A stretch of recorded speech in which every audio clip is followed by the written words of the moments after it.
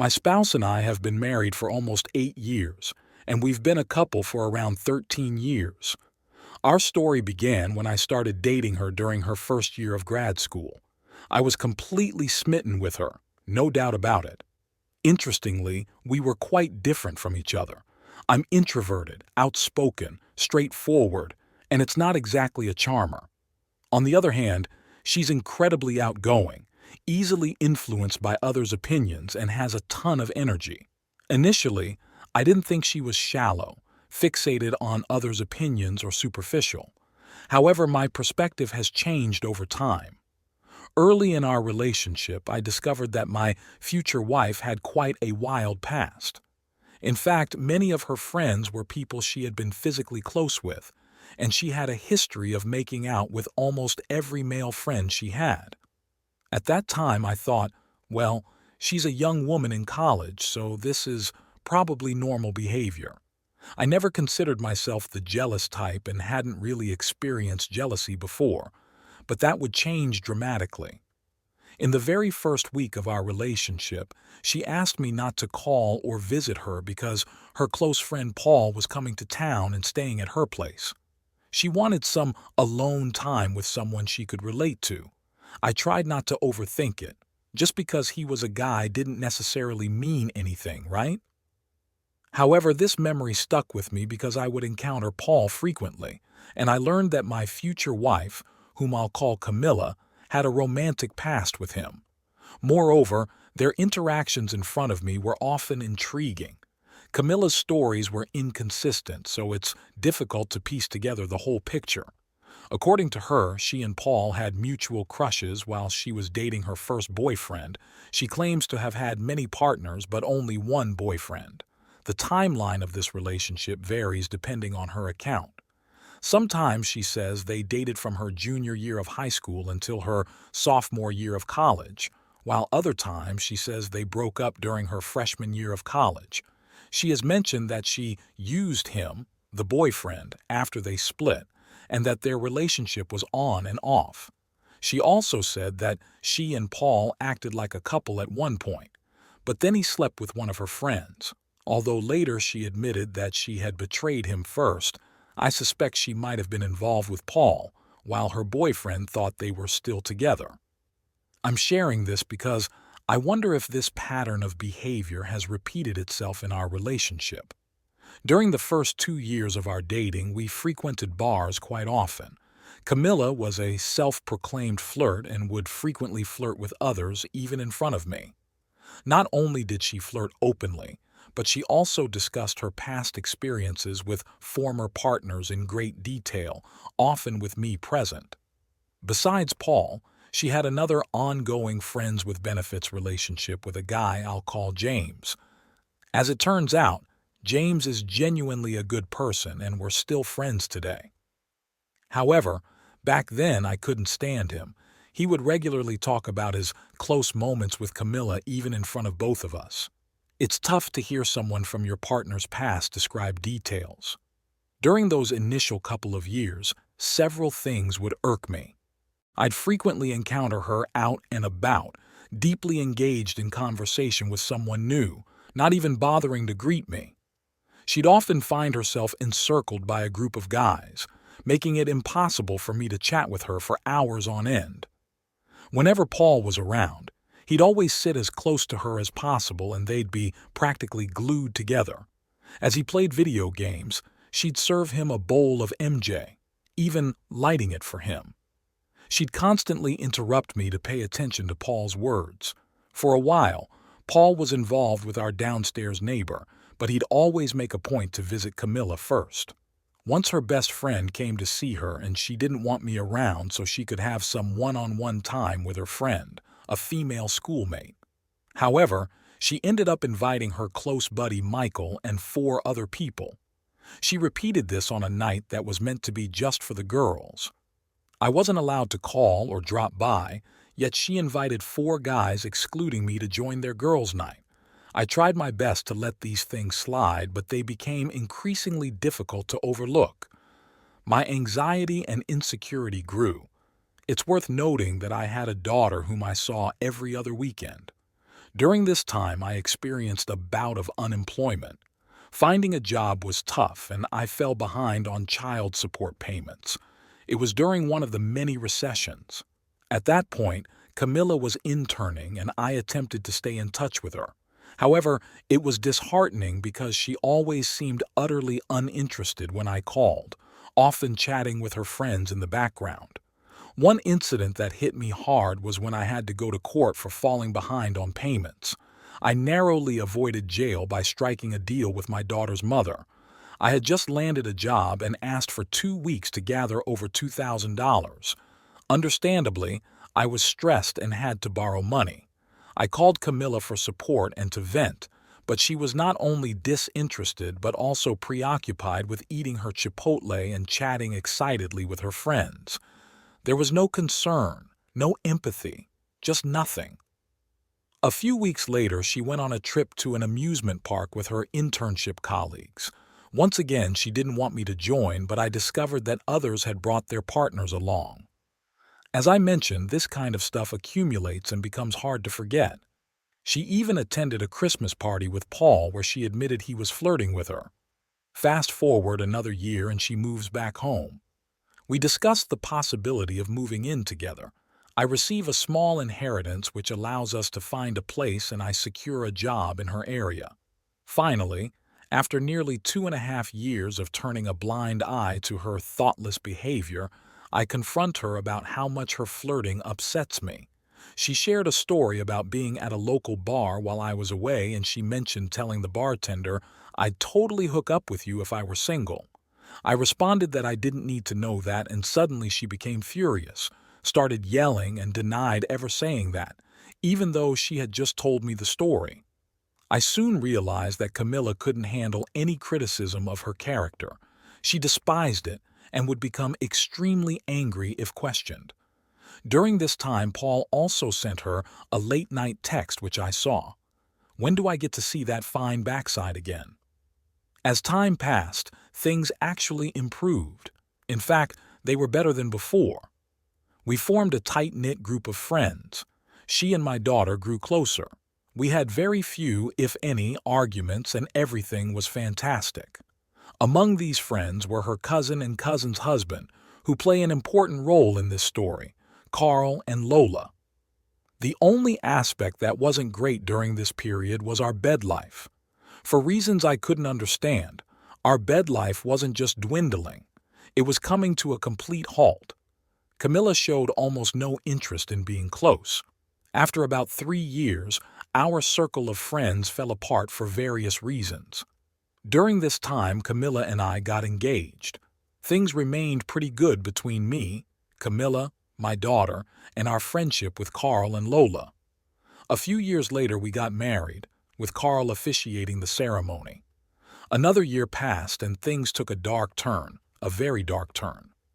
Lola discovered that Carl had been unfaithful to her for years, leading to their divorce. Naturally, Lola sought comfort from Camilla as they were friends and family. But then, an unexpected twist occurred. Lola decided to fully embrace her midlife crisis and started going out to bars and pursuing men like there was no tomorrow. Now that in itself wasn't the strange part. The odd thing was that she insisted on taking my wife with her almost every other night as her wing woman. During this period, my job required me to work long hours, sometimes from 3 p.m. to 7 a.m., 3 to 4 times a week. While I was at work, my wife was out socializing with guys. Her interest in closeness with me was at an all-time low. She often claimed it was because she was tired, but she had plenty of energy for going out. At one point, she excitedly told me about a bouncer flirting with her and a bartender encouraging it. He apparently said, "Well, you must be here looking for something." I want to mention a few things about this incident. First, when I went to this bar with her, she seemed quite friendly with this bartender. Let's call him Bob.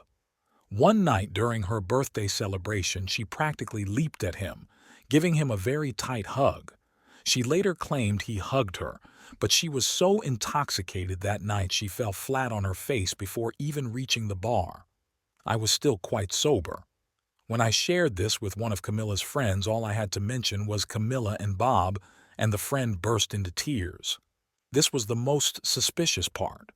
Later, someone who knew my wife and hosted a party she attended showed up at my workplace. When he found out where I lived, he asked if I knew Camilla and her boyfriend Bob. This could have been a mistake, but it's quite a coincidence. Also, there was a joke at the bar that Bob wasn't well endowed but was good at other things. Later, Camilla told me how disappointing it was to be with someone not well endowed. She mentioned being with a guy who was small but good at other things. I might be reading too much into that, but I'm not sure. Another odd thing happened during this time. For 2 months, Camilla and I had absolutely no physical contact. Closeness had been an issue for years, but we still had occasional moments of closeness. During this period, there was nothing. Strangely, Camilla missed her period for a month and feared she might be pregnant. I couldn't help but wonder why she thought that was possible if she was only sleeping with me. When I brought it up, Camilla predictably lost her temper. After this, she started taking birth control, but our bed life remained stagnant. Around this time, we went to a family wedding. I remember that after the wedding, she was tipsy and began talking about going dipping in the hotel pool. My dad and brothers went to bed, and so did I. I had been awake for at least 24 hours due to work. She ended up going with my cousin's husband while I lay down. I woke up 2 hours later and she wasn't there. She was back by morning, but she claimed they didn't go dipping and that she returned right away, which I know isn't true. Later, Camilla went to Lola's house for a pool date, taking my daughter with her. One of our acquaintances, let's call him Keith, was there. Camilla told me that Keith and Lola were quite drunk and Keith flirted with her in front of my daughter. When I mentioned this later, Camilla got upset because she was worried I would anger Lola and others who were there. It was then that I realized my wife cared more about the opinions of her social circle than mine. Eventually, the frequent outings, including on my days off without me, stopped when Lola knew and remarried. After that, Camilla hardly ever heard from Lola. To be completely honest, I began emotionally distancing myself and even trying to numb myself to the idea of my wife being with someone else. I even tried to make myself indifferent to closeness. All of this was causing me anxiety. I started having panic attacks, which she began to notice. The distancing, not the panic attacks. I told her about one I had while at her cousin's place during a Super Bowl party break. I had another one at my previous job, which resulted in me being sent to the hospital with extremely high blood pressure. I blacked out. Fast forward to the recent past from 2020 until now. A lot has happened. I lost my job, went on unemployment, had my unemployment revoked, putting me in debt. I was accused of endangering someone at work, went to court, and ended up on probation. I spiraled into depression and anxiety, feeling paralyzed. I didn't even want to leave the house. I became short-tempered and unmotivated all during the pandemic. Meanwhile, Camilla started a new career and, being the extrovert she is, struggled with being cooped up indoors. Before the pandemic escalated, Camilla traveled to Florida for work training. One night, she visited a Caribbean club and was chased by one of the guests. Oddly, the chef came out to tell her how stunning she was. I found this strange because if the chef was in the back, how would he know to come out and compliment a random person's appearance? Maybe I'm overthinking it. Anyway, she called me once that night saying, "These guys are really making me want to smoke in J." She called again, supposedly on her way home, when an unfamiliar voice started yelling into the phone. It was so loud that the person must have had their mouth right next to the receiver. She called back and told me it was the guy who pursued her. He was an Uber driver and had pulled over across the street to offer her a ride. That's what she told me while intoxicated. Sober, she claimed, she bumped into him in person as she left the club, but that night she said she was already outside walking home. We both began attending therapy. In the months leading up to her departure, she stayed at work later and later. She claimed it was due to her workload, but she had no issue leaving on time for dinners with colleagues, ball games, or other events. I once accompanied her to a work friend's house, staying sober the entire time. At one point, they started holding hands intimately and gazing into each other's eyes. I'm certain of what I saw. This was a female coworker with a boyfriend. Camilla began working out and spending more time on her appearance. She arrived home later and later. I worked a 1 a.m. to 10 a.m. shift, and she often came home when I had only 4 to 5 hours left. One day, she went to a 5-hour book club when we hadn't seen each other and returned just when I needed to sleep. Any attempt to discuss it was met with anger and yelling. Whenever I vented, I faced criticism and harsh scolding while she expected me to just listen, which I mostly did. However, there were times when my frustration boiled over and I snapped. Never physically, I would never hit her. The only topics she seemed interested in discussing were her fitness goals and her job. She became increasingly critical of me, which made me more silent and frustrated. All the frustration culminated in a single incident. 2 years earlier, I became my daughter's primary guardian and her mom moved to Texas. Well, her mother waited until the last minute to book a flight, and the only days that didn't conflict with one of our work schedules were on weekends, particularly her schedule. Apparently, my daughter's mother couldn't find a direct weekend flight. Camila found out about this and decided to contact her. Honestly, I didn't think it was our responsibility to arrange the flight for my daughter's mother. In fact, the custody agreement states that she's responsible for scheduling and covering travel expenses to and from Texas. Camila didn't inform me about my daughter's mother's difficulty finding a weekend flight or that she had reached out to her. Camila also took it upon herself to agree on a midweek time to take my daughter to the airport. What she did tell me was that my daughter's mother had scheduled an early morning flight on a Wednesday. The airport is 2 hours away. She said the flight would leave by 7 a.m. at the latest, and she expected to be home by 10 a.m. at the latest. Since Camila had work at 9 a.m., I assumed she had taken the day off, especially if she planned to be back by 10 a.m. at the latest. These were the details I was given and aware of. Camila booked a hotel near the airport and asked if I wanted to join her. I ended up having that night off. However, I hadn't slept in days, was extremely tired, and had a therapy session the next day at 11 a.m. Traffic around the airport can get heavy around 8-9 a.m. And I was worried about missing my session, which was part of my probation. Missing it could lead to a contempt of court order.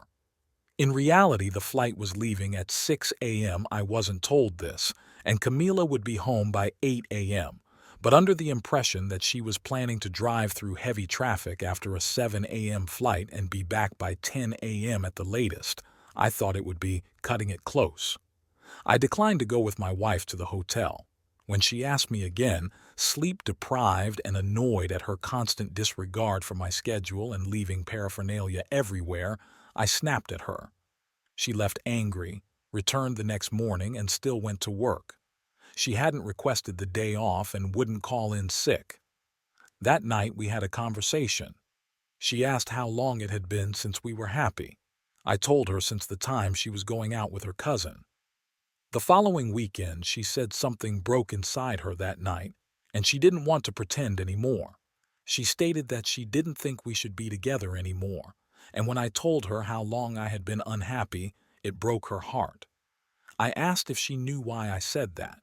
She said no, and I explained much of what I wrote here, though not everything.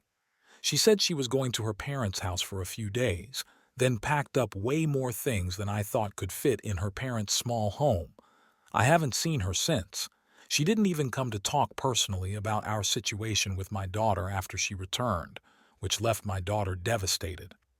I can't say for sure, but I can't help but feel there was more to this. Maybe not, though.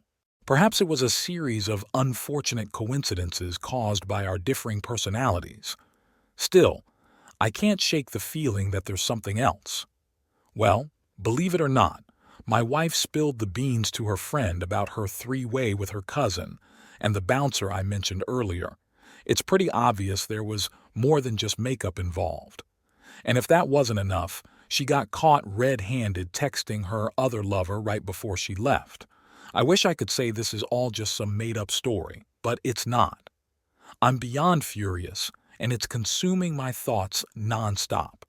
So I'm 38, and my wife and I separated 4 months ago because I found out she cheated on me. It really messed me up because she acted like our 13-year relationship was nothing. She even texted me 2 months ago saying things shouldn't be abnormal just because we're not together anymore. I'm feeling pretty cynical about people in general now. Lately, I've been getting to know this amazing woman who's really kind and caring. I'm really into her and she seems genuinely compassionate. I can tell she's interested in dating, but I'm torn. I keep wondering if it would be fair to her to pursue something while I'm still so fresh from my separation. What do you think? It's been 9 months since my wife left me, and some days I'm fine, but other days I have a hard time dealing with it. She was so sweet and loving, and we cuddled together on the couch, but now she's acting like I don't even exist, and it hurts. Even after 9 months, it's hard to forget those contrasting moments. I wish I could just forget like she has. It's crazy that after 13 years of marriage, she could just act like it was nothing. I'm not really looking for answers, just needed to express myself.